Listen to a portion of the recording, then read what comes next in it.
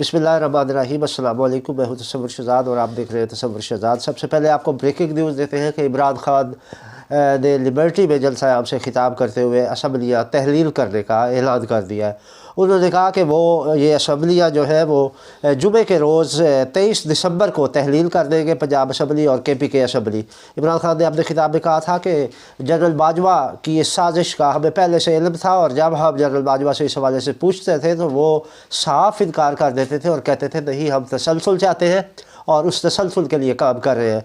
इसके अलावा उन्होंने कहा कि ये चोरों को मुसल्लत किया गया है, ये जब से इक़्तिदार में आए हैं इन्होंने मुल्क के लिए कुछ नहीं सोचा, बल्कि इन्होंने अपने केसेस ख़त्म करवाने पर जोर दिया है और इनके तमाम केसेस ख़त्म हो गए हैं। उन्होंने कहा कि ये सलमान शहबाज की पाकिस्तान वापसी इस बात की दलील है कि जब इससे FIA ने सवाल किया था कि आपके चपरासियों और नौकरों के अकाउंट में ये करोड़ों अरबों रुपए कहाँ से आ गए, तो ये जवाब देने की बजाय बैरून मुल्क फ़रार हो गए थे। और अब जब इनकी हुकूमत आई है और फ़िज़ा साज़गार हुई है और नैब कवानीन में तरमीम हुई है तो ये वापस पाकिस्तान आ गए हैं। इमरान खान ने कहा कि इस रजीम चेंज में एक ही शख्स मुलव्वस था और वो जनरल बाजवा था। उन्होंने कहा कि ये बैरूनी साजिश थी जिसको जनरल बाजवा ने अमली जामा पहनाया। इमरान खान का अपने खिताब में कहना था कि जनरल बाजवा ये जानता था कि पूरी कौम इमरान खान के साथ है, उसके बावजूद उन्होंने अवामी राय को मुस्तरद करते हुए बंद कमरों में फ़ैसले किए।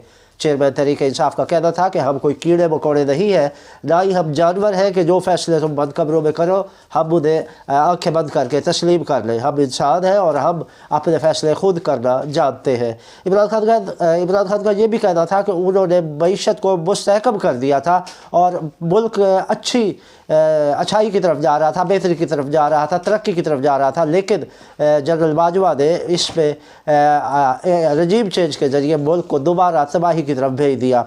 इमरान खान का कहना था कि ये चोरों का टोला जो है वो एक तरफ तो ये क्लियर हो रहा है और दूसरी जानिब महंगाई के बायस आवाम खुदकुशियाँ करने पर मजबूर है। उन्होंने कहा कि ये सिर्फ इक़्तिदार में अपने केसेस ख़त्म करवाने के लिए आए हैं, इन्हें आवाम की कोई गर्ज नहीं है। आवाम महंगाई के हाथों परेशान है और ज़िंदगियाँ अजीरन हो चुकी है, लेकिन इन हुक्मरानों को कोई फ़िक्र नहीं। उन्होंने कहा कि हमने बाहमी मुशावरत की है और इस नतीजे पर पहुँचे हैं कि असम्बलियाँ तहलील कर दें।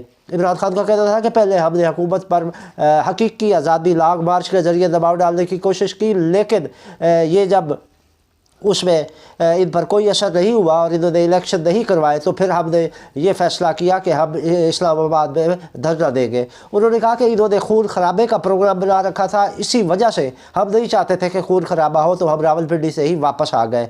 इमरान खान का ये कहना था कि हम लाशों पर सियासत करने वाले नहीं हैं, कुछ लोग ऐसे हैं जिन्हें अपनी सियासत के लिए लाशों की ज़रूरत होती है। चेयरमैन तहरीक इंसाफ का ये भी कहना था कि हमने ज़िमनी इलेक्शन में अपना ज़ोर दिखाया और बताया कि अवाम तहरीक इंसाफ के साथ है, लेकिन इन्होंने अवामी राय को मुस्तरद करते हुए डटाई का मुजाहरा किया।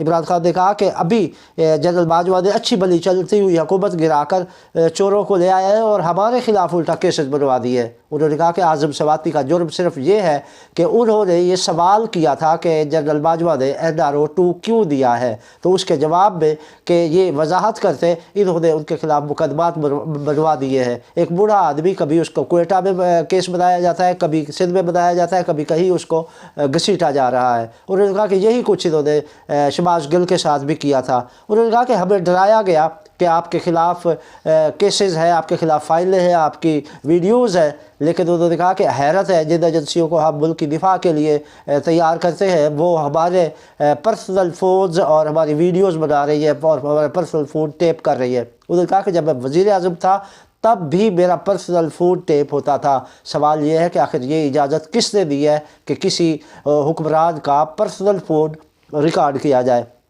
इमरान खान ने यह भी कहा कि अब जब हम ये फ़ैसला कर रहे थे तो हमें खौफ ज़दा किया जा रहा था कि अगर आपने असम्बलियाँ तहलील कर दी तो आपके ख़िलाफ़ केसेस बन जाएंगे, आप गैर महफूज हो जाएंगे। उन्होंने कहा कि हम हुकूमत की वजह से महफूज या गैर महफूज नहीं होते, हम अवाम हमारे साथ हैं और हम अवाम की वजह से मजबूत और महफूज हैं। इमरान खान ने कहा कि ये जो हमें डराते थे ये याद रखें कि हम कीड़े मकोड़े नहीं हैं, बल्कि हम अपने फ़ैसले करना जानते हैं। इमरान खान ने कहा कि हमें ये भी डराया गया कि अगर आपने हुकूमत छोड़ दी तो आप पर जुल्म होगा और आपका ये शेल्टर ख़त्म हो जाएगा। उन्होंने कहा कि मुझे लॉन्ग मार्च से पहले इस बात का इल्म था کہ مجھ پر اس لانگ مارچ میں حملہ ہوگا، اور انہوں نے کہا کہ مجھے میری بیگم بشرا بی بی کو بھی جب ہم نے بتایا تو انہوں نے کہا کہ آپ جائیں کیونکہ آپ جہاد کر رہے ہیں، اور میں موت سے بے خوف اور نڈر ہو کر لانگ مارچ میں گیا، میں جانتا تھا کہ مجھ پر حملہ ہوگا اور پھر حملہ ہوا۔ انہوں نے کہا کہ اس حوالے سے ہم یہ بتاتے چلے کہ ہم جہاد کر رہے ہیں، ہمارا جو راستہ ہے وہ جد و جہد کا راستہ ہے، غلامی سے نجات کا راستہ ہے، اور غلامی سے نجات جہاد ہے، اور جہاد کے لیے جان بھی چلی جائے تو اس کے لیے ہمیں کوئی پرواہ نہیں ہے۔ عمران خان نے کہا کہ جان کوئی اقتدار کے لیے نہیں دیتا، جان ہمیشہ جہاد اور بڑے مقصد کے لیے دی جاتی ہے، اور میرا یہ مقصد جہاد ہے کہ میں قوم کو غلامی سے نجات دلانا چاہتا ہوں۔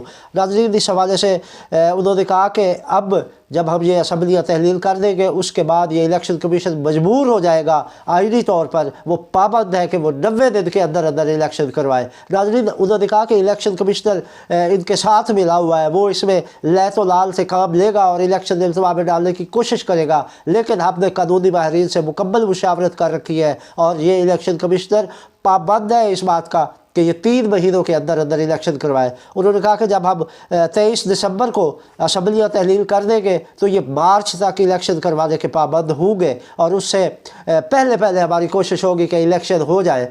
تو یہ تھی اب تک کی اپڈیٹ۔ ناظرین، عمران خان نے باضابطہ طور پر اعلان کر دیا ہے کہ وہ 23 دسمبر کو دونوں حکومتیں تحلیل کر دیں گے۔ تصور شہزاد کو اجازت دیجیے، اللہ دی کے بعد۔